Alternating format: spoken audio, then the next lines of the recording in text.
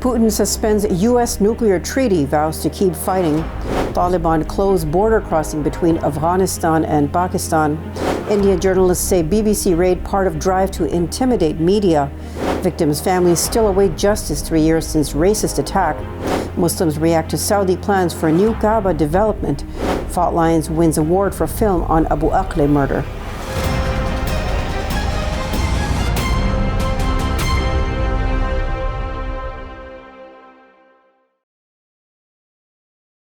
From our Chicago studios, this is the Muslim News on Muslim Network TV. Assalamu alaikum, I'm Samana Siddiqui. Our top story tonight, Russian President Vladimir Putin on Tuesday suspended Moscow's participation in a nuclear arms reduction treaty with Washington. Putin said Russia was forced to suspend the New START treaty, but would not pull out of the agreement altogether. The 2010 treaty is the last major U.S.-Russia arms control pact still in force. Putin accused the West of escalating the Ukraine conflict. In a scathing State of the Nation address, he vowed Russia would keep fighting in Ukraine ahead of the first anniversary of the military incursion. He accused Western powers of wanting to be done with us once and for all.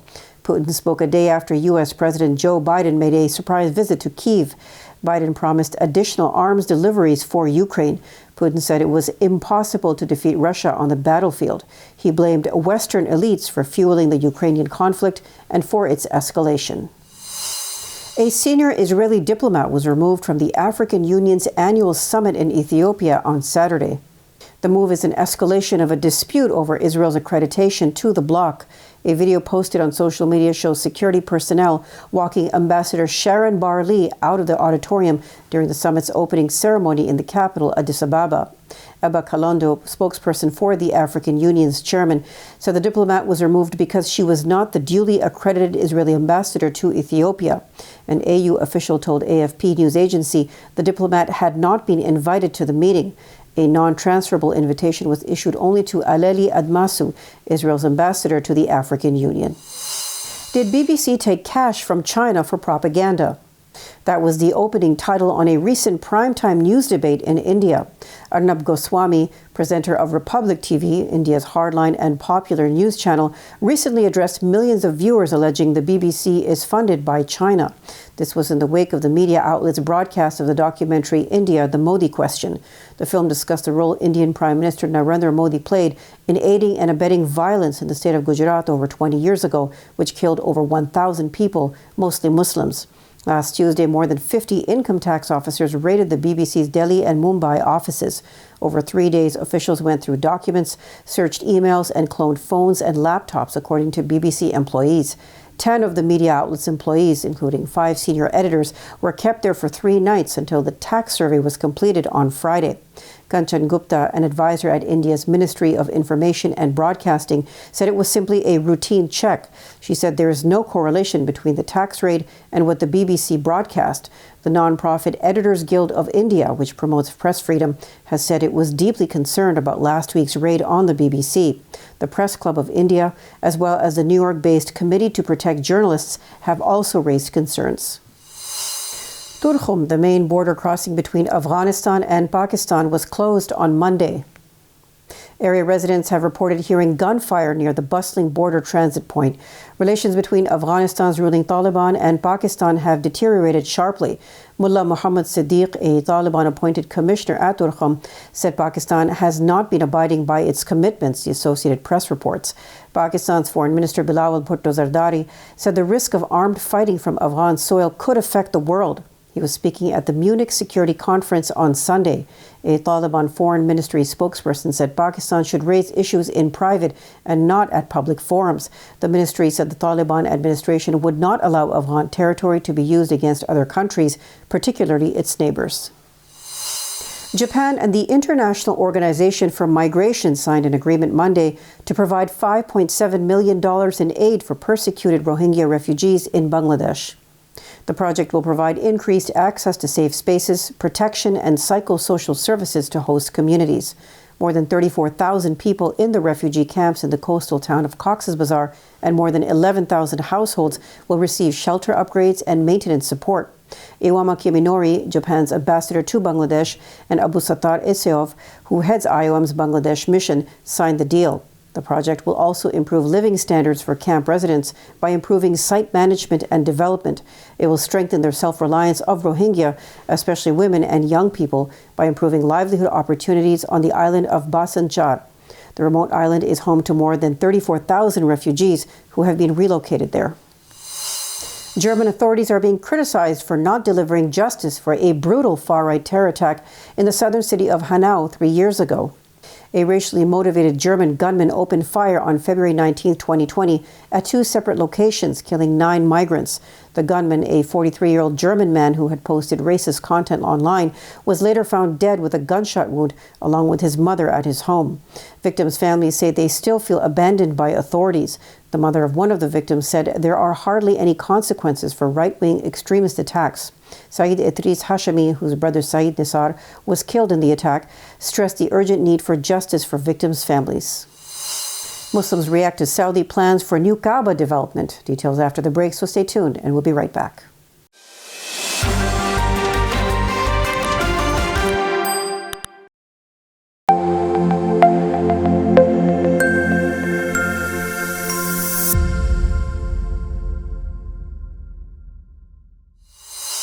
Welcome back. Muslims on social media are outraged over Saudi Arabia's plans to build a large cube-shaped structure as part of a redevelopment project in Riyadh's city center. The giant cube-shaped building shares a resemblance to the Kaba, Islam's most sacred site in the holy city of Mecca. Both terms share a common root word in the Arabic language. Arab News reports the building will include green and pedestrian areas, a museum, a technology and design university, a multi-purpose theater, and other entertainment and cultural venues. It will reportedly hold the capacity of 20 buildings the size of New York's Empire State Building and have a giant spiral tower in its center. It is expected to be one of the largest structures in the world at 400 meters high, 400 meters wide, and 400 meters long. Arab News also noted that the building will be inspired by Najdi architectural style. Najd is the Central Arabian ancestral homeland of the ruling Al Saud dynasty. President Joe Biden's supporters are planning a rally outside the U.S. Supreme Court in Washington, D.C. over his stalled student debt relief proposal.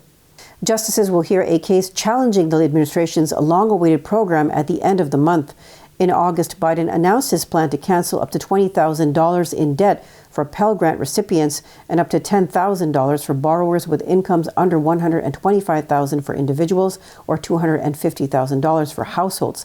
Right-wing politicians and activists have taken the Biden administration to court over the proposal. The administration has stopped taking applications as it awaits the High Court's decision. It has also extended a pause on loan repayments until June. The right-leaning official who served as budget director for the administration of former President Donald Trump is reportedly playing an advisory role for House Republicans. Former Office of Management and Budget Chief Russ Vought has emerged as one of the central voices shaping the looming showdown over federal spending and the national debt, the Washington Post reports. Vought suggests the GOP should sideline efforts to cut Social Security and Medicare. He urges the party to instead focus on a push to obliterate almost all other major forms of federal spending, especially programs that benefit lower-income Americans. The Post reports Vought proposes $9 trillion in federal spending cuts over the next 10 years. These target thousands of domestic programs, including Medicaid and the Supplemental Nutrition Assistance Program, or SNAP, which offers food assistance. If adopted, Vought's proposal would inflict $2 trillion in cuts to Medicaid. The call for greater cuts comes after more than 70 House Republicans introduced legislation that would make 2017 Trump tax cuts for individuals permanent. Critics say that would cost the federal government around $2.2 trillion in revenue through 2032. The book At Their Feet, 50 Black Muslim Elders Share Stories of Faith and Community Life is a collection of oral histories, essays, and interviews. It features interviews of prominent older Muslims in the Black community, many of whom are from Detroit. Zarina Alamin, a cultural anthropologist and founder of Book Power Publishing, said the work symbolizes the practice of learning from elders. Alamin said community elders provide a wealth of experience and knowledge. She said the tradition of sitting at the feet of elders and listening to their stories was how knowledge was passed down through the generations. Alamin lost her mother, Cheryl, to cancer. It made her realize the importance of creating a collection of stories from older adults in the community. Her father, Imam Abdullah Al-Amin, the Imam Emeritus at the Muslim Center in Detroit, asked her to interview him and his friends. The storytelling project matched youth to elders in the community and taught them how to record interviews on video. 10 of the oral histories were part of the larger collection in the book. The authors of At Their Feet will have a book launch March 5th at Detroit's Muslim Center. The Virginia General Assembly is set to create a religious-based exemption to rules requiring photo ID as part of the background check process for gun purchases. The move builds on past efforts to grant ID cards without photos to Old Order Mennonite and Amish communities. Under proposed legislation drawing bipartisan support, roughly 2,000 Virginians would be able to buy firearms using special ID cards state lawmakers approved in 2019. Chris Runyon, a Rockingham Republican, told a Democratic-controlled Senate committee Monday he was advocating for the exemption on behalf of religious groups. Those groups are mostly from the Shenandoah Valley and rarely vote or participate in government affairs, he said. Under the proposed law, gun buyers covered by the exemption would still go through the regular background check process overseen by Virginia State Police. However, a photoless ID card would satisfy the identification requirement. Al Jazeera's English current affairs program Fault Lines has won the George Polk Award in the category of foreign television reporting. The award was for its short-news documentary, The Killing of Shireen Abu Akleh. The film details Israeli forces' murder of the Palestinian-American Al Jazeera Arabic correspondent on May 11, 2022. It is the second time the channel has won the award. Leila Al-Arian is the Fault Lines executive producer. She said Abu Akleh left an immense influence and inspirational legacy through her journalism. The documentary gave a forensic accounting of the events that preceded and followed her killing, including interviews and witness accounts. Coming up next after the break is our in-depth analysis segment, so stay tuned and we'll be right back.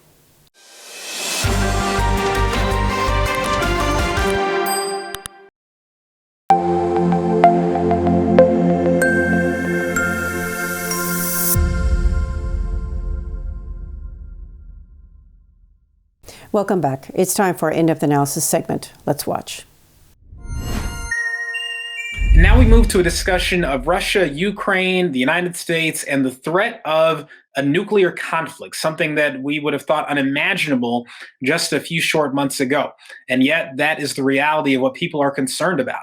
So to discuss this concerning issue, we were very happy to bring on a special guest who knows a lot about what's happening there, but also the history of near misses when it comes to nuclear conflicts in our world.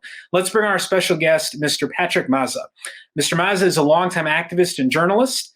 He has recently written a series of pieces about how close to nuclear war our world has come, including a piece about a 1983 incident in which the world came much closer to war than we ever even knew.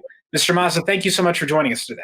Well, thank you for having me. Thank you. So first, give us an appraisal, just what's going on in Ukraine right now and Russia that has got people concerned about the potential for some sort of nuclear conflict. Well, there's been a huge rhetorical deluge based on back and forth between Western leaders and Russian leaders. And, you know, the danger is that this is getting, this is getting overblown. You know, the fact is that, you know, the Russian nuclear doctrine, not to be an advocate for anybody here, but the Russian nuclear doctrine is, you know, they're not going to use nuclear weapons unless they're attacked with nuclear weapons or there's an existential threat to their state. You know, and this has been amped up by Western leaders, and I think in a fairly irresponsible way. So that's, you know, that is my evaluation of what's going on right now. I mean, the danger is that, you know, by talking it up, it makes it elevates the possibility of it happening. So, you know, that's my best evaluation of what's going on at this moment. What are your thoughts on this recent talk? I think a few days ago, the Russian government indicated that they were alleging that Ukraine was plotting to detonate a dirty bomb, and then I think President Putin has at one point said, that all options are on the table in terms of defending their territory, and people took that as an indication of some sort of nuclear threat. Do you think all this is just talk and no one's actually planning to do anything, or are these things that as you noted, are things that could essentially lead rhetoric to turn into action? What are your thoughts on these issues? Well, it does. We have heard a lot about the potential of a dirty bomb. We keep hearing this. So, where there's smoke, there's fire. I really don't know. I mean, in reality, the Russians have a lot of escalation potential way before nuclear weapons. And the reality is, I mean, this is clear that if the Russians actually use nuclear weapons, it would undermine their own alliances with China, with India, with other nations. Their interest is not in using nuclear weapons. Again, this is not a defense of the Russians. This is not a defense of the war. But what it is just the logical reality of it. You've got to ask, what would be their interest in using these, unless there was an actual invasion of their country which caused their own state to be threatened. I mean, I'm just going from what I've read about their own doctrine. So, but we know the Russians have a lot of military capabilities that they haven't used yet. So I would see, from the logical standpoint of their own interest, they really don't have a good reason to use nuclear weapons. Understood. Well, certainly I think everyone hopes you're correct. So people in New York and DC and Moscow can breathe a little easier. Yeah, and then I live in Seattle. We're a fine nuclear target here. I mean, Yeah, I'm, indeed. one of the largest piles of nuclear weapons is 20 miles west of me at the Trident submarine base. So I'm very much hoping that we don't go for anything so crazy.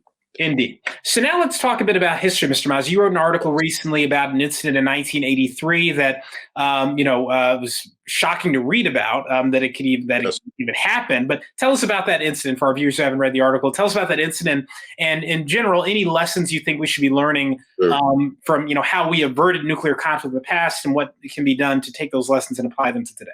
Very good. Well, people say that we're now noting the 60th anniversary of the Cuban Missile Crisis. 60 years ago today, we didn't know if the world was going to nuclear war. The 13 days of the Cuban Missile Crisis were not resolved until October 28th. John Kennedy got on TV and announced it on October 22nd. But in 1983, something probably at least as dangerous, maybe even more so, happened, because one side really thought that nuclear war might break out. The other side was oblivious.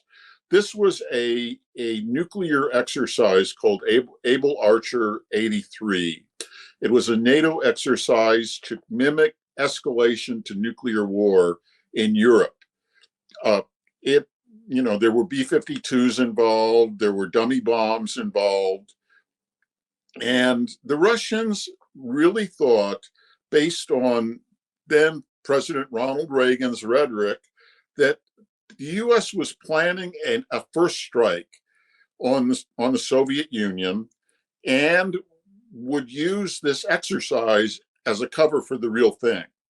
So they had their missiles on alert. They had their mobile missile launchers out in the field. They had their submarines out at sea. They had their bombers in East Germany loaded up with nuclear weapons, ready to go.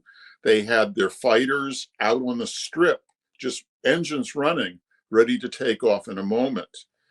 They had canceled military leave. On November 9th, 1983, the head of their military forces was in the command bunker. And if he had seen any sign that the US and NATO was ready to strike, the likelihood is he would have launched first. Because this is the truth, the awful truth about nuclear weapons and nuclear war, which is why I advocate that they be entirely abolished. Exercises have proven that in nuclear war, the side that strikes first has overwhelming advantage because they can decapitate the enemy's leadership. They can knock out a lot of their weapons before they launch them. So the enemy's capacity to respond is limited. Therefore, there is an incentive. If you believe your enemy is ready to launch a first strike on you, there's every incentive to launch a first strike to get them first. And this is what the Soviets were preparing for. This is what they were ready to do. And there's a great irony in this, that there was a General Leonard Perutz, who was he was on duty, the intelligence head at Ramstein Air Force Base in Germany. It was up to him to look at all of this going on and decide, well, do we respond or not? Do we escalate our own forces or do we hold back? He had no idea that the Russians were worried and could not imagine that they would strike the West. So he decided not to do anything. And this is one of the great lucky moments of history, because if he had decided to do something and escalate, the Russians would have probably seen that as a sign that, yeah, we're right, and we better get them before they get us. It was later, in a later intelligence review, the words for his decision were fortuitous if ill-informed. And so we passed that moment of danger. Reagan, who I don't have many good feelings for Reagan, but he was sensible. He realized very quickly that his rhetoric had really overamped things. He toned it down, got into negotiations with the Soviets, and actually negotiated the Intermediate Nuclear Forces Treaty, which eliminated the short-range nuclear missiles in Europe, the Russians' own missiles. And that is the story of Able Archer 83. So right now, we actually have similar exercises going on in Europe. Both the Russians and the US are engaged in exercising their nuclear forces. The Russian forces the Russians have notified the US they will be undertaking their exercises. They call them Thunder. As of tomorrow, they will actually launch missiles. They will launch ICBMs and submarine missiles and drop stuff from bombers. The US and NATO right now are conducting what they call a steadfast noon, which is mock bomber runs over Western Europe, B-52s. There's 60 planes from 14 countries. They have this deal called nuclear sharing, where the US models actually putting its own nuclear weapons on NATO allied planes. So again, it is very important for the sides to be talking to each other. I think really the most important lesson we need to learn is that we need to be talking to each other. For all the disagreements, for all the conflict over the Ukraine war, for all the tensions over that, there is the transcendent issue of human survival of really nature on this planet. A full nuclear exchange would wipe out much of life on this planet. So that's the important lesson. We need to be talking to each other and be very clear with each other about our intentions. I think the Russian defense minister, for the first time in months, has been talking to the U.S. Defense Secretary and the UK defense minister, which is a very good thing,